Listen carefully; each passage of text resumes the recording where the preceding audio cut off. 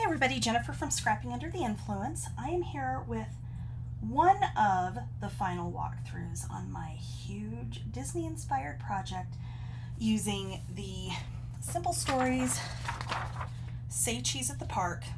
So this, for the entire project, used 2 of the main collection kits. It used 1 each of the mini collections, so fantasy, space, or not space, tomorrow, frontier, and adventure. Okay, and it's almost totally done. So here we have our box. The box has been matted. I will do a more thorough walkthrough of the project as a whole later, but here is our last folio.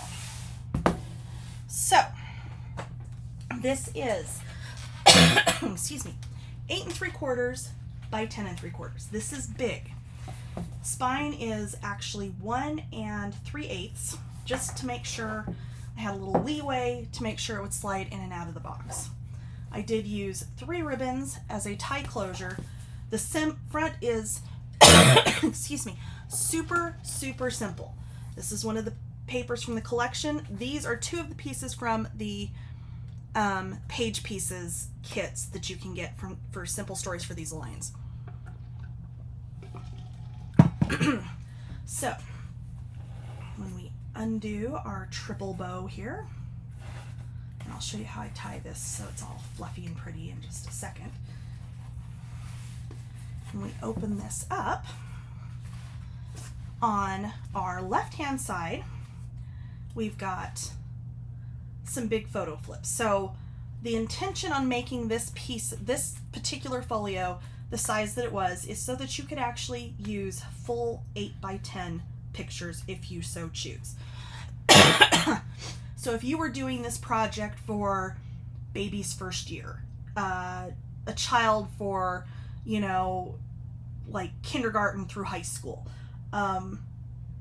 you know, something like that, you know, some other kind of, you know, huge trip, or, you know, ongoing vacation things, you know, or somewhere that you go year after year and you want to kind of keep all those pictures from, you know, that place in one place, which is exactly why I did this, because this is going to be for my Disneyland pictures, starting with my husband and I on our honeymoon, and to when we took our son for the first time 5 years ago, up through his birthday trip last year in 2021, right after Disneyland reopened.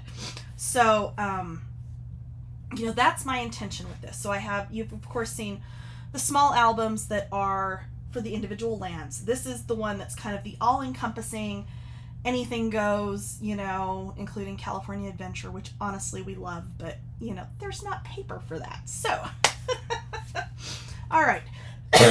So with that in mind, in here, and I did not mat these because I do actually intend on putting pictures in this project. This is 8 1/4 by 10 1/2 flips. So you can put your full-size 8x10 pictures on here. You could do mini layouts with, 5x7s. Whatever it is you want to do. So that's why I did leave the matting off of those. I actually meant to put a photo mat here and I forgot. But this all closes up with a magnet. This opens to this side. On this back panel, we do have a thick pocket with a 1/4 inch gusset with an acetate front, so you see that cute magical paper behind. We've got a 5x5 waterfall up here. And again, I didn't mat every little piece and part of it because, again, this is going to get pictures. I promise this is going to get pictures. And if I do, when I finally get around to it, I will share them. But anyway, and again, closed with a magnet. And I actually meant to put something on that too, and I totally forgot. Oh my gosh. Anyway, so this is one of the foam stickers. I love the foam stickers. The foam stickers are probably my favorite embellishment that Simple Stories makes right now, because they're cute, they add dimension, you don't have to do anything to them, they're just amazing. Of course, one of the cut aparts here, and then I did a diagonal flaps, and then inside you've got diagonal pockets that go both directions, so as you move this flap, it's not, whatever you put in here is not going to fall out. Excuse me, I'm still dealing with this silly cold. Trying to kill me, I swear.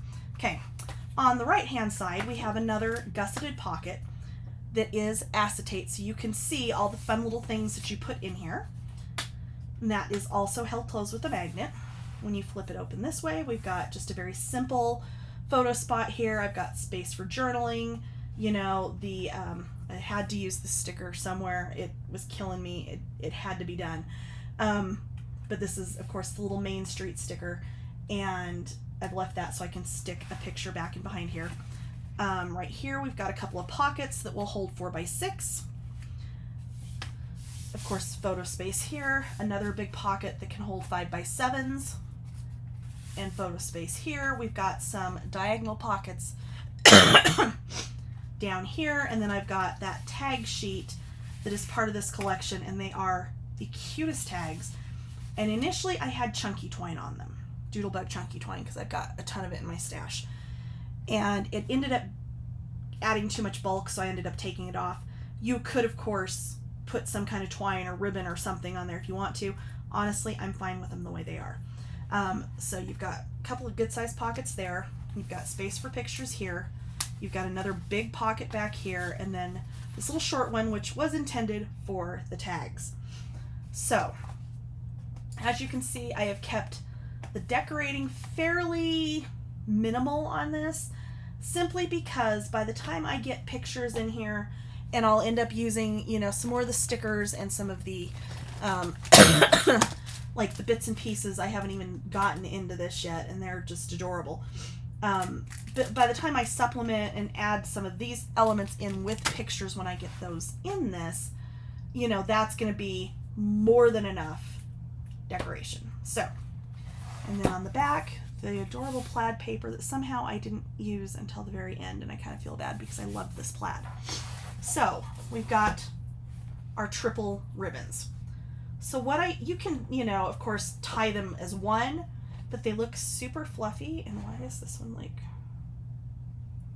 I need to trim that. They look super fluffy if you do them individually. So I'm starting with the white, which is my inside ribbon. My next one down is the black. And so I'm not tying it over this one, I'm tying it independent. And then this red one is going to come right in the middle, like so. I did this on that Sleeping Beauty album I made for myself a couple weeks ago. And then you end up with this super cute, super fluffy bow. And then this whole thing just drops right down in there. Your ribbon will help you pull it back out. I do have a fun little thing we're going to put in here, but it's super, super simple that I need to still do. And I still need to decorate the outside of my trunk.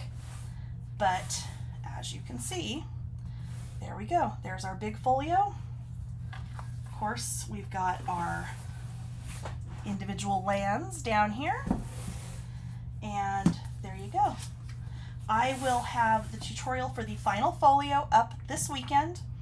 I will have a final walkthrough of all of the elements together also this weekend.